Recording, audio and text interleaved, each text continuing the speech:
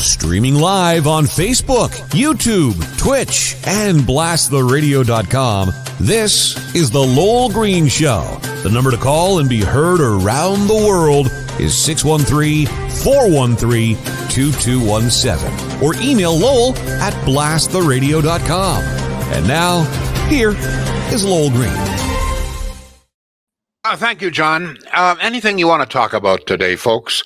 I have another topic other than Ukraine and COVID. Some of you will cheer at that news. But before I get into it, I just want to say this. I'm involved in a major Facebook dispute over whether Burger King should be shutting down its operations in Russia. And Burger King is claiming that somehow or other they can't get their franchisees to shut down their franchise in Russia. Don't believe it, folks, okay? I've had a lot of experience with franchises.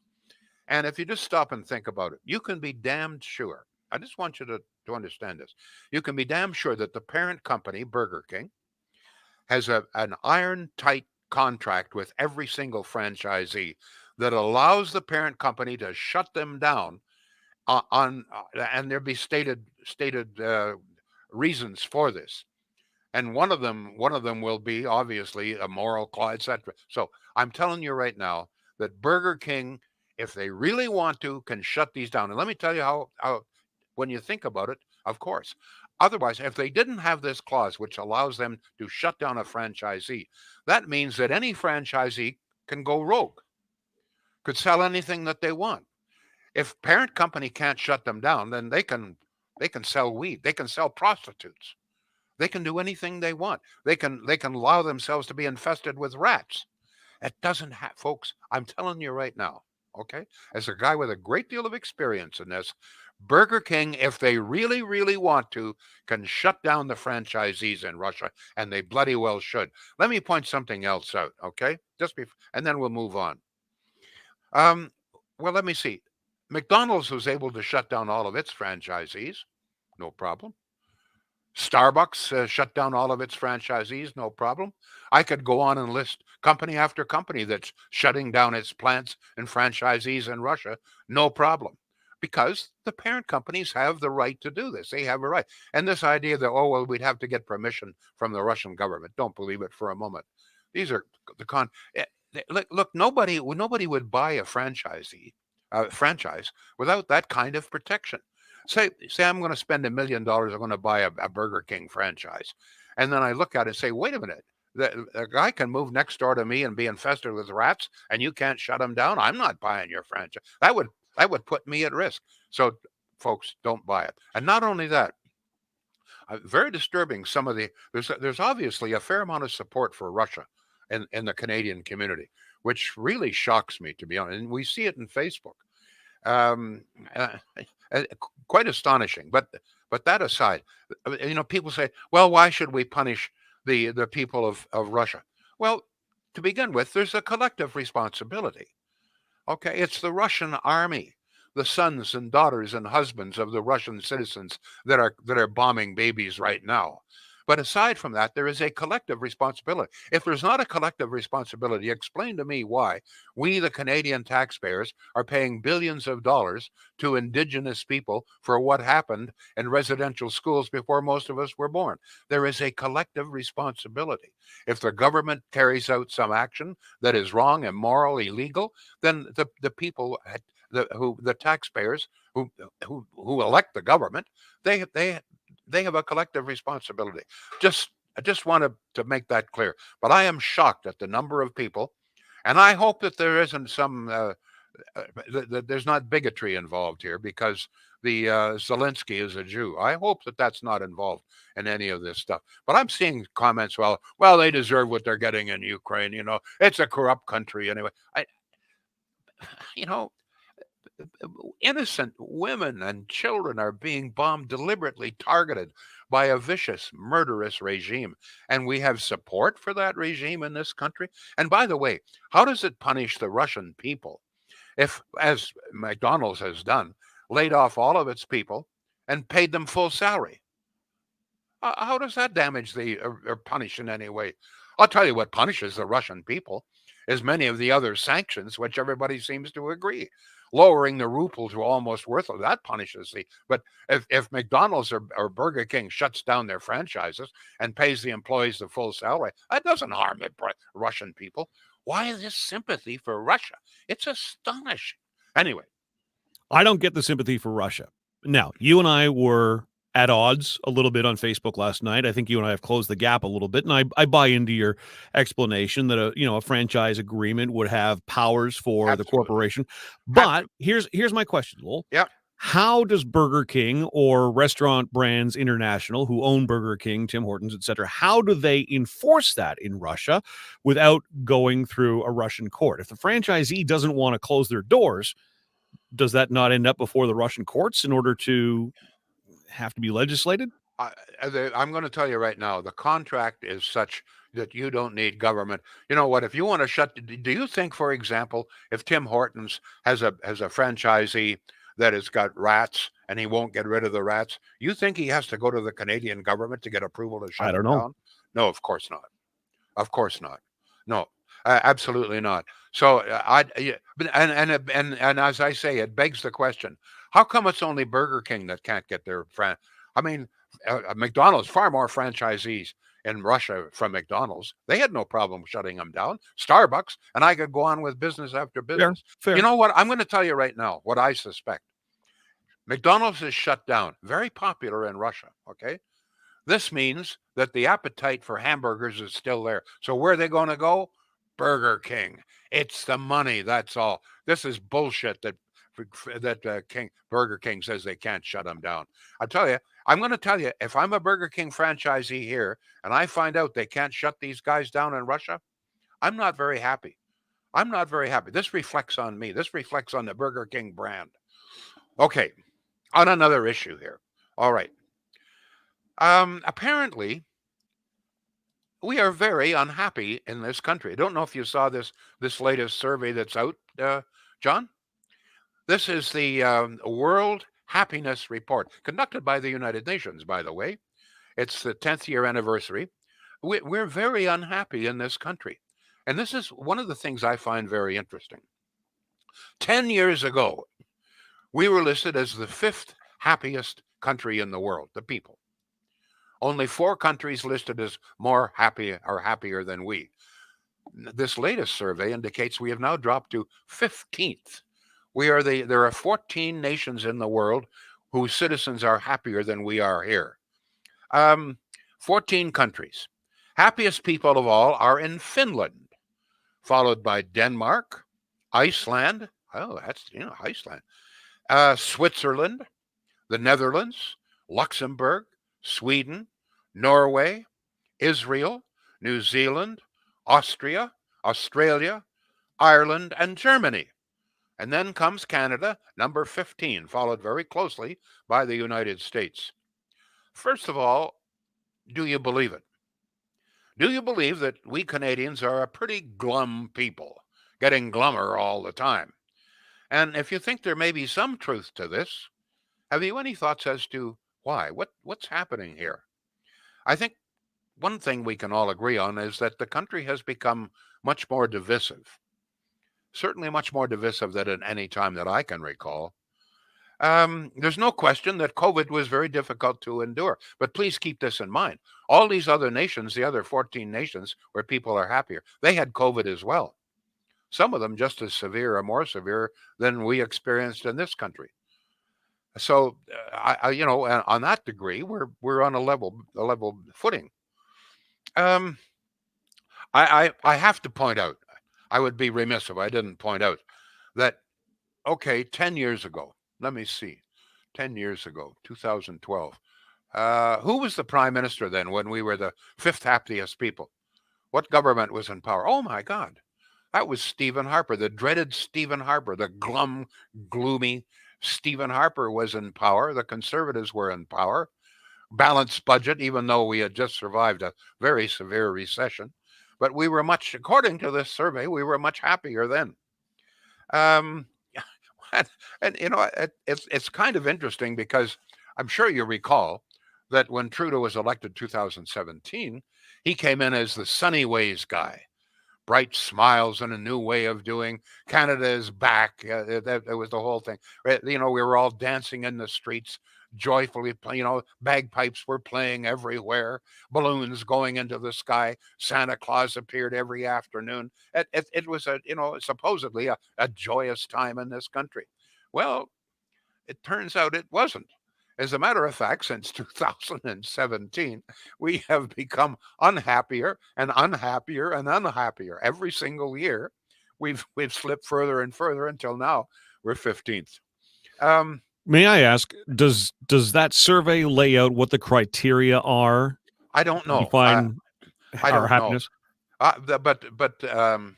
Well, I think it's just generally, how do you feel? Are you happy? Are you pleased? And I don't know if there's various criteria, but I'd like to ask because I think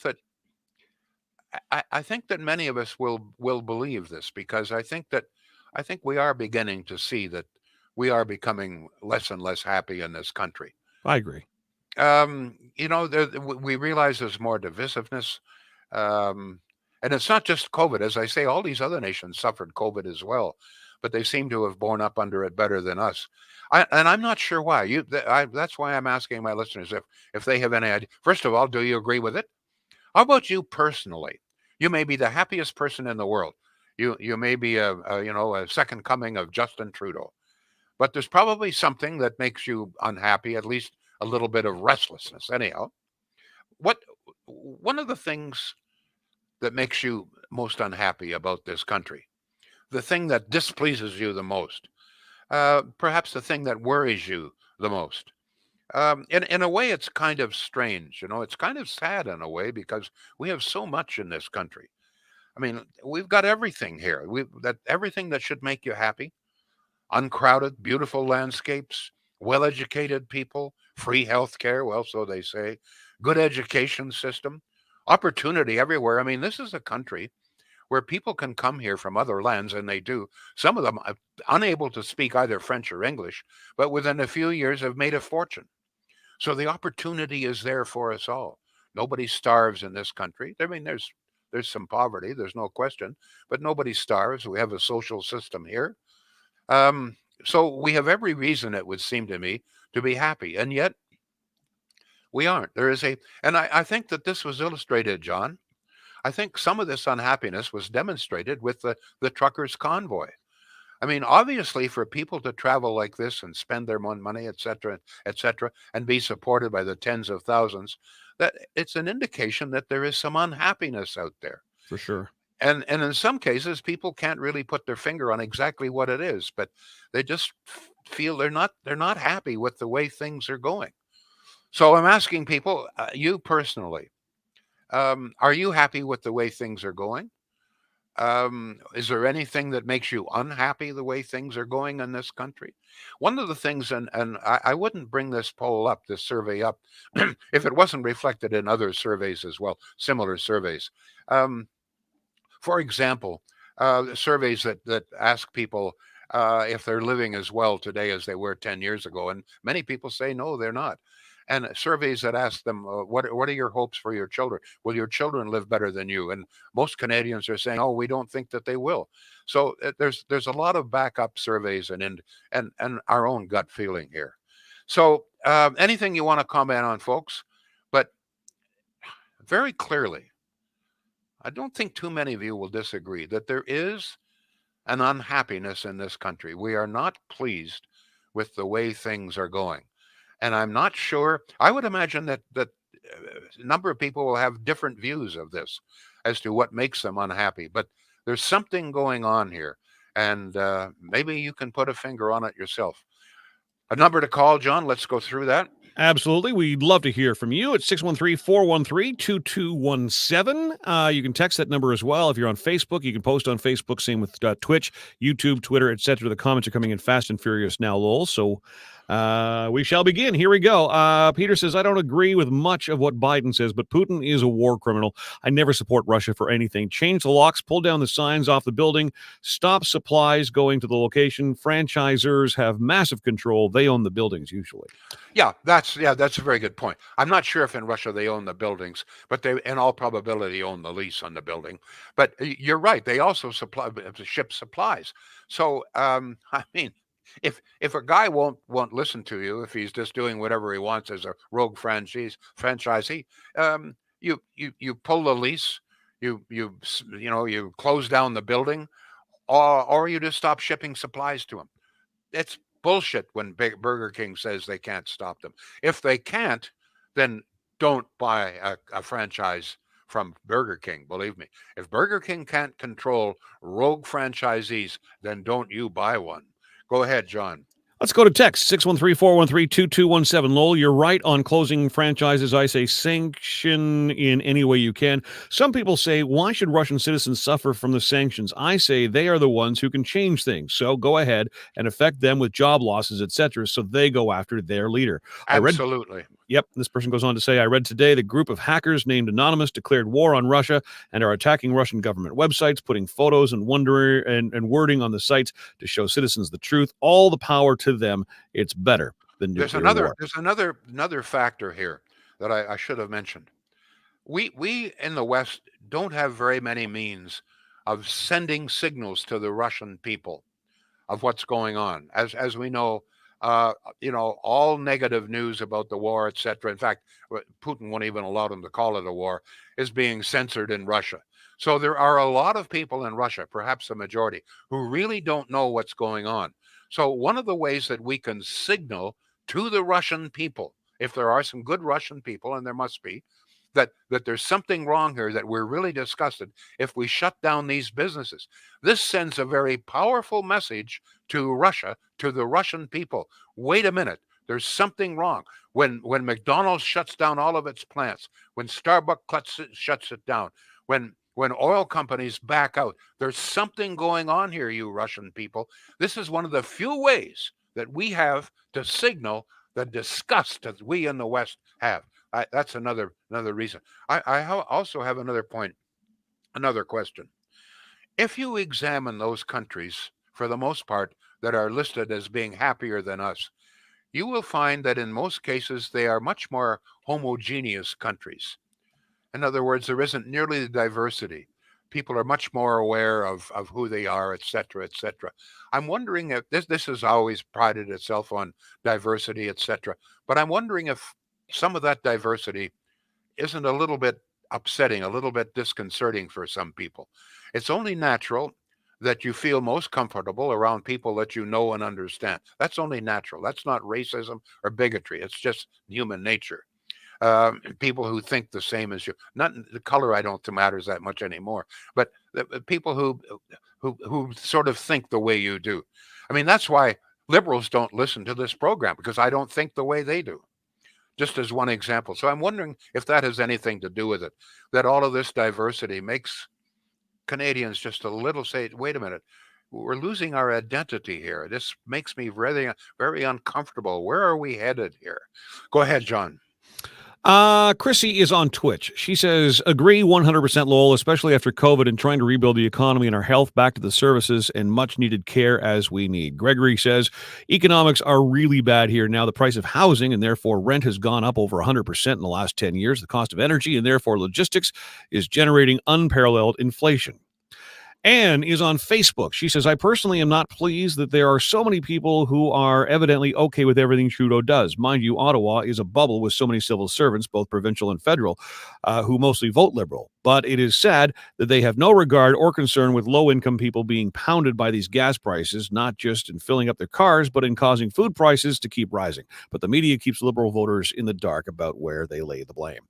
Let's go back to text, 613-413-2217. What makes me very unhappy and disappointed is our leader, Justin Trudeau. Everything about him leading this country, just lots of drama in everything. No roadmap for the future. Our friend Barry is in by text. He says, I think that carbon tax, Trudeau, and the cost of living and gasoline prices make me unhappy. Could all this unhappiness be the cause of one aforementioned person? Let me see. Let's go to Denise. Trudeau, corruption, WEF, digital ID and currency. These idiots are taking us down the rabbit hole right into communism. Brian, okay, let Burger King butt $1 for every Whoppers. What? Okay, let Burger King butt $1 for every Whopper sold and send it to Ukrainian to aid the displaced victims of the war. Well, I think what he's saying there, and rather poor grammar. I'm glad you're making sense of it. I had to read it 3 times over. I'm sorry. And actually, it's not a bad idea, if I understand correctly.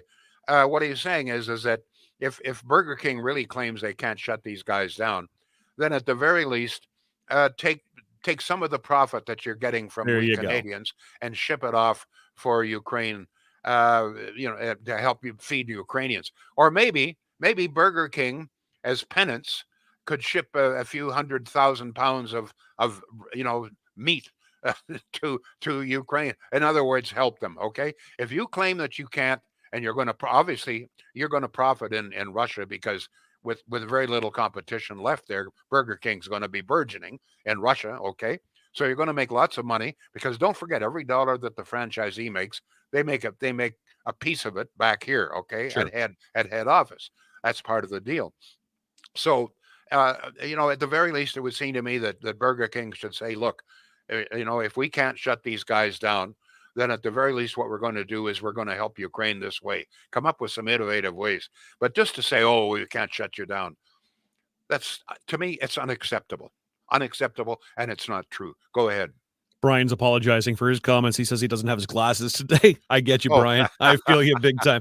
JF, listening in California, says, Lowell, when will your show be back for a full 1 hour? 30 minutes a day is not enough. Sanity to fix common sense in I'll tell you when it's going to come back to an hour. When I become 50 again. Go ahead, John.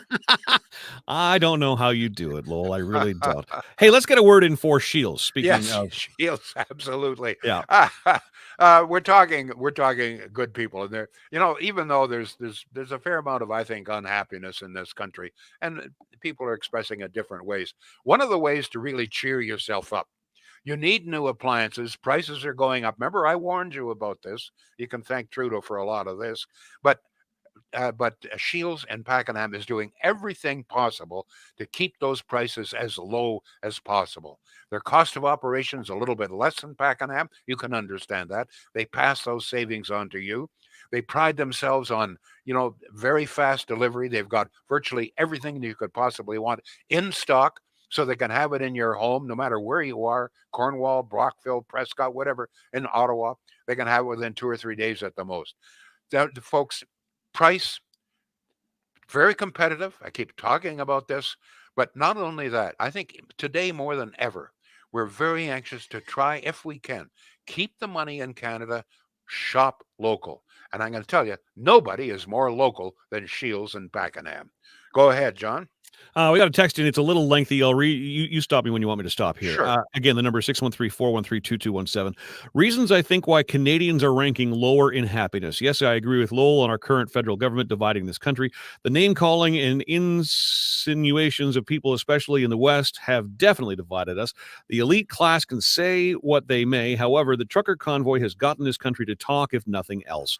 It didn't matter what side of the argument you were on, but it did get everyone talking. COVID lockdowns have definitely played a role in unhappiness, but I suspect that may be lesser role in the coming months when we enter late spring or summer. Yeah, I just want to point out that these other 14 nations that are apparently happier than we, they also had COVID. Some of them suffered more than we did, but they seem to have weathered it better than we. Go ahead, please. Brent, thank you for your text. I will pass the entire thing on to Lowell so he's got some reading over the weekend. Yep. Pauline says, agree 100%. No unified country, no trust in the government, tax to death, fear of economic failure. How do we get the money to put back in our coffers, etc.? If Burger King can't shut it down in Russia, then they need someone to rewrite their contracts. Peter says, one of the things that I find interesting as well, there are some countries, Sweden in particular, and Denmark, where the taxes are even higher than they are here. So there's something more than just. I mean, we're a high tax nation, no question about it. But as I say, a couple of particularly the Scandinavian countries, are higher taxed than we are here, and yet I'm going to tell you right now, anybody who's ever been to Denmark, I think you agree. These people are amazingly happy. I'm not sure what the difference is. I mean, it's a small country. They were occupied by the Germans, but they're. And one of the things about Denmark, for example, and many of these other countries, is they have a much lower crime rate.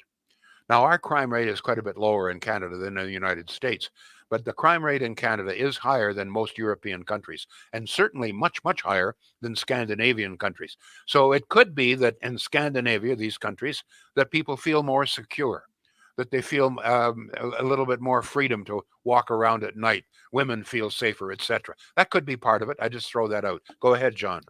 Eileen says, if my husband and sons were killing kids for no reason other than Putin's power, I would be devastated. Joshua asked the same question I asked earlier. In terms of the study or survey, we must first define happy. Oh. There you go. Lowell, this is an email from Lisa. By the way, the email address is lowell@blasttheradio.com. Lisa says, I think the reason people are unhappy is because we're living in a me world. There's a lot of whatever will be, and we can't do anything about it. So frig it. A very selfish, self-centered bunch of individuals all on the table. But that's fine. But are we different in that regard than they are in Denmark or Sweden or Norway or Iceland? Iceland is the country that fascinates me. I mean, here is a country where, we can say, well, we're unhappy because we got a rotten climate here. But I'm going to tell you, we talk about rotten climates. Ever been to Iceland? And yet Iceland has always been one of the happier nations. And Finland is the happiest nation of all. And they have about 11 months of winter, for God's sake, in Finland. Not only that, they're right next door to Russia. But almost every year, Finland, their people appear to be the happiest of all. And you have to wonder why. Go ahead, John. I got a comment in from Eileen. Lowell, we need you for an hour. Get a lazy boy, good drink of scotch for energy, and continue for an hour. You're very kind. They love you. Anne says they also have more social programs for their high taxes. I believe she's talking about Denmark. Let me see. Peter says Denmark is highly taxed and regulated, but people seem much happier. That's right, hearing from people who live there. Mike asks, what about fertilizer? Here, most of it is produced in Russia. Is this true? If so, we better start making more of it ourselves or we will be in big trouble. Well, actually, Russia does provide a lot of fertilizer, but we produce enough fertilizer in this country to supply ourselves. But now, from all reports, CP Rail may go on strike. And one of the major things they do is move fertilizer out to Western farmers. And if they go on strike, then you talk about food shortage, we may have some here, because if farmers can't fertilize, they can't grow crops the way they should. So God help us. I can't, one of the things I can't believe that after everything that's happened in this country, how we've all suffered and endured and all the rest of it, that we've got union workers talking about going on strike that would penalize us even more. Shame on them. Go ahead, John. I was, watching the college situation, wondering, okay, is this going to be the topic of conversation? Because teachers going to go on strike again. Oh my God! In this climate, you are asking an awful lot for me to sympathize with you, wanting more money and better working. Yeah, I can't stomach that right now. Yeah, I can't stomach that right now. No, all right. I'm telling you, if we have a rail strike, this country is in bigger trouble than we are now. Believe me. Go ahead. I support the unions, but, time and place. All right, Peter says, I'm surprised we're 15th. Look at the bloody leadership of the country at all levels. Trudeau, the premier's high gas prices, out and out high prices on every single thing. Pauline says, I think the Swiss, Finland, etc., they get great service for their taxes, so the return on their investment is greater. Lowell, do you know how much fertilizer the world buys from Russia? Asks Mike. We went over that. Mike, I apologize. I didn't delete that. Okay. Anne says, to one comment, some McD's are corporate-owned stores and some are franchisee-owned. Same with Harvey's, etc. I would assume the same with Wendy's and Burger King. Yes. I don't know. All I know is Burger King saying that they can't shut the franchisees down. It's impossible, but go ahead. Send Trudeau to the number one happiest country in the world, and let's see where they rank on the next survey, says Maria. Now, that is a good line. Thank you very much. Lisa says the Trudeau-Guilbeault censorship bothers me the most. More love, less hate, says Nancy. Kelvin, I believe this is the first time we've heard from you. Welcome to the show. Please tell your friends about us. You are the best advertising we've got, folks. Please share. People are discouraged, Lowell, when you see the people that make the laws but don't follow them. It's very discouraging. Imagine 10 years in prison for mischief. Trudeau needs to be put in jail with his top 4 bobbleheads. Let me see. Inflation makes me unhappy, says Lisa. Patricia says happy. Everyone should be as happy as your dog every time you take it for a walk. Oh, I wish. I wish. Is your dog happy when you take him to the park, John? My dog is happy if I just look at her. Yes, we should. I'd love to be my dog. I want that life. Mike says our healthcare is in shambles too. Shirley says there was a lot of happy people yesterday, Lowell. 16, sunny, and lots of beer. Oh, and turn the news off for a day. Just what us Canadians, well, us Valley folks needed. There you go. We'll end on that. Thank you very much, folks. Have a good weekend. You're going to the dog park this weekend? I'm going to the dog park in about half an hour as soon as we get the podcast up. Now, can you check to see? There are new signs going up in some dog parks. Apparently, there are containers there where you're supposed to put your dog poop, right? Yep, absolutely. They are now being relabeled poo tins. If the one at Conroy is not labeled that, it will be by the time Sunday rolls around. I'll see to it. Poo tins. I love it. Just for Thank you all. We'll be back Monday. The Lowell Green Show is seen and heard live around the world at 2 p.m. Eastern. Connect with us online at blasttheradio.com/Lowell Green. Can't join us live? Download the Lowell Green podcast. Available on Apple, Spotify, Google, and more. Ask your smart speaker to play the Lowell Green podcast. This is a production of blasttheradio.com.